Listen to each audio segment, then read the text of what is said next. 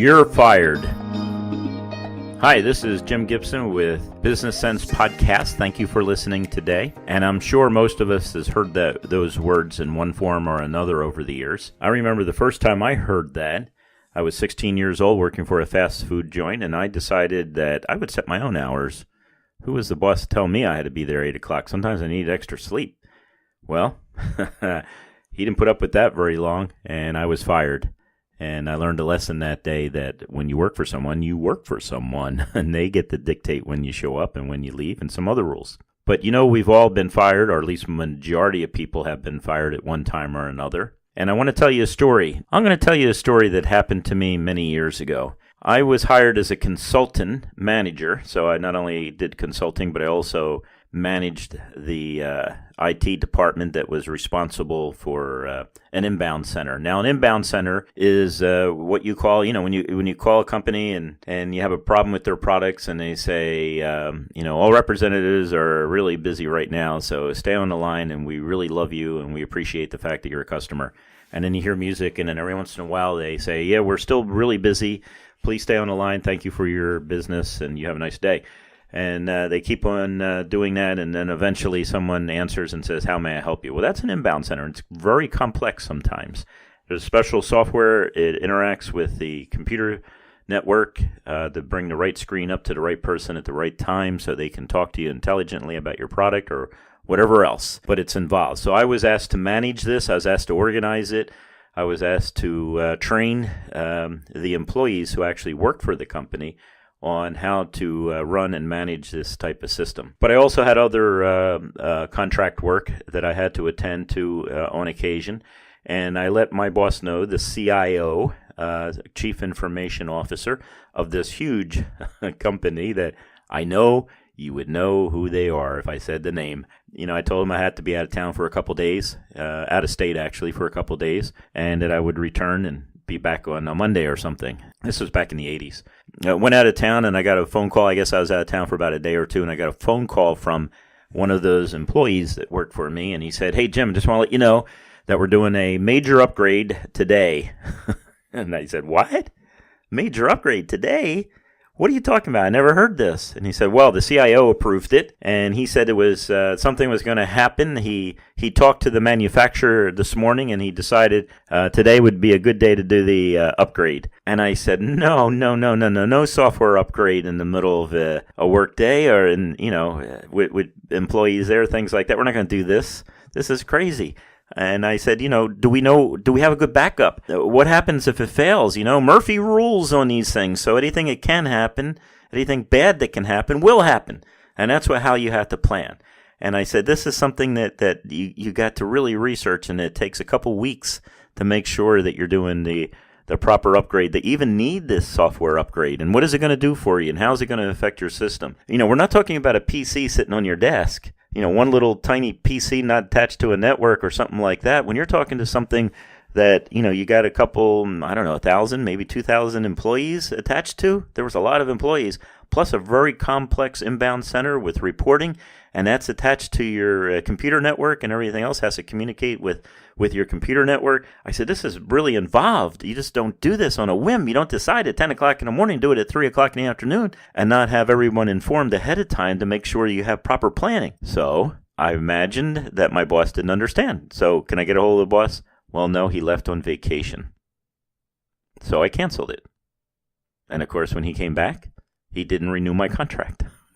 It was up for a contract 2 weeks ago, and he did not renew my contract. So pretty much he fired me, which was okay.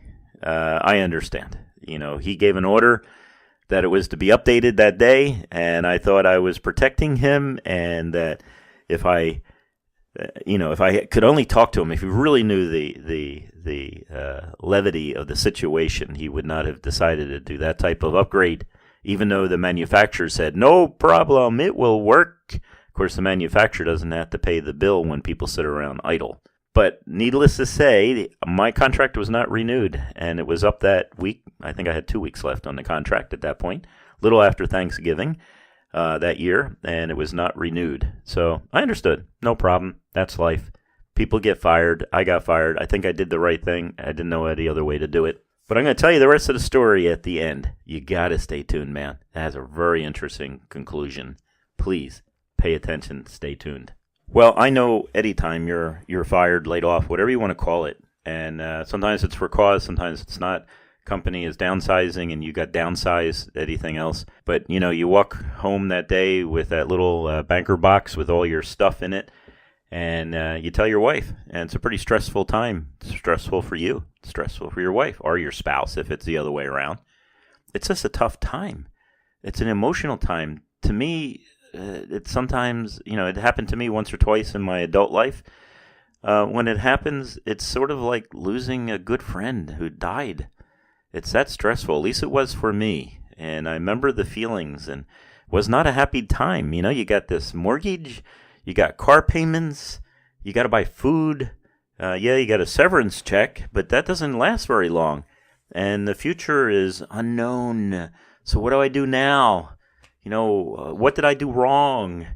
It's that boss. He's a jerk and everything else. And as I said in other podcasts, take responsibility for yourself. So you worked for the jerk and didn't look for a new job ahead of time? You should have. And I should have. So I'm preaching not only to myself, but I'm preaching to you. So, to make a long story short, just take an inventory of yourself. Why was I fired? Honestly, look at it. Just don't blame your boss. Don't blame the company you worked for. Maybe they had good reasons to let you go. Maybe not. Maybe the boss was a jerk, like I said. But maybe they had good cause to let you go. Maybe there was a reason. And you need to take a honest look at yourself. Why was I fired? Did I mouth off to the boss? Did I do this? Did I steal? People steal and they wonder why they got fired. It's interesting that sometimes when I'd let people go, they would always look me in the eye and say, this company could not survive without me. Well, we've always survived without them. And sometimes, it was sad that I had to let people go when business couldn't support it, things like that. But do an inventory on yourself. Take responsibility for what happened. Do an inventory on yourself. Even if you believe it wasn't your fault, take responsibility. Start looking at yourself. How can you do better? Maybe you need to go back to school. Now, I did a podcast on the difference between an education and a degree. And sometimes you don't need a degree. You don't have to commit to a 4-year college type of thing. But just going back and learning. Now, this podcast is basically for people who are in IT. So if you're in IT, maybe you need to look at some of the certifications. Do you have certifications? Now, I've heard over and over again people say to me things like, well, I really know the system. I don't have the certification. Something that's hogwash. If I'm an employee and I'm going to hire you, you show me the certification. That tells me that the manufacturer says you know the system. That's someone who actually certifies that you should be able to get in there and program that system. And if you're talking about Cisco, man, they're tough. They're tough certifications. And a lot of people say, well, I don't have any money for certification. I can't afford the book, things like that. I need help. Well, you got to be kidding, man.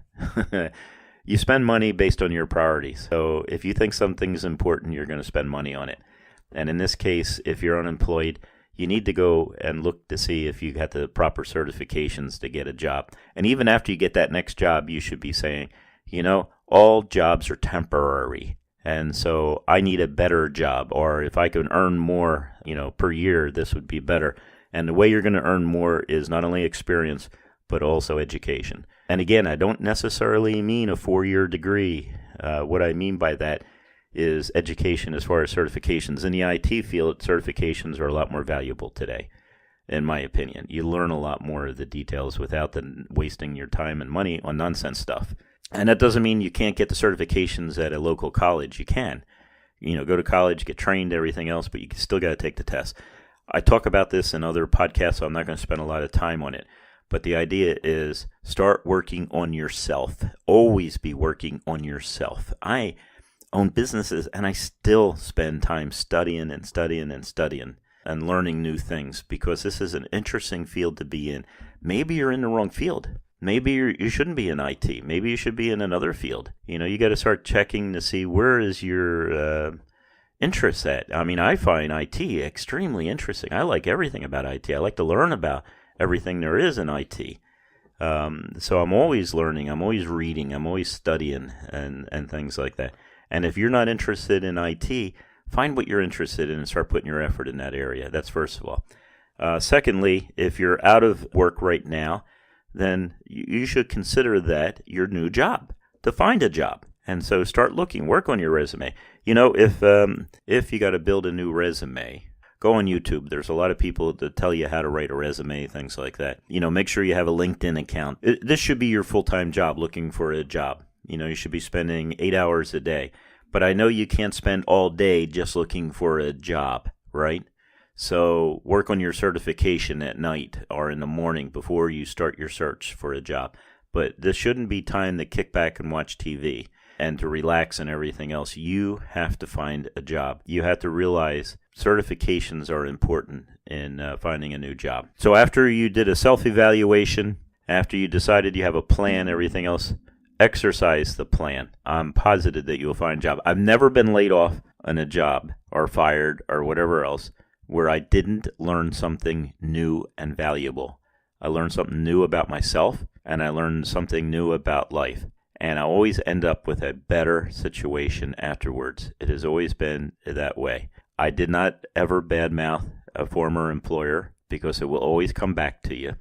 Anyway, the conclusion that I promised you concerning being fired or not extending my contract for an inbound center and there at that big corporation up in Orange County, California. Well, as I said, it was a couple weeks after Thanksgiving or a week after Thanksgiving that all this happened. I'm old enough to know that the world doesn't come to an end when you're fired. It's just the beginning of something new. But I did receive a phone call after Christmas. I don't remember the exact day after Christmas, but it was one of my former technicians, one of the technicians that were still at the company there. And he knew me, and he had my personal phone number, and he called up and he said, Jim, you got to help us. And I said, yeah, sure, I'd be happy to. What's up? And he says, well, the system's down. And I said, oh, I'm sorry to hear that. Okay, so how can I help you? What advice can I give you? And he says, well, we're down, everything else. We did that software update, and pretty much it happened just like you said it happened. Everything fell apart. It did not work and things like that. And I said, well, okay, that's not a big deal.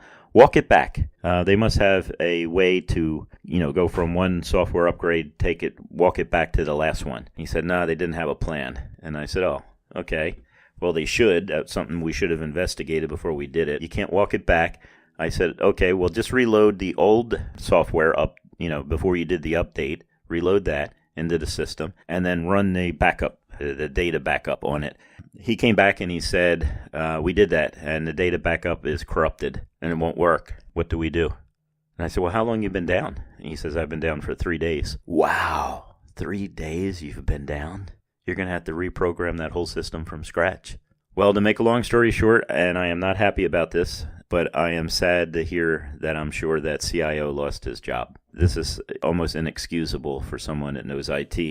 On a big system, you just don't throw in a whole system upgrade without a plan B, C, D, E, F at that point. That company lost millions and millions of dollars. And I'm sure if I went back to the new CIO and told him what I did and all, I would probably have a new contract with that company.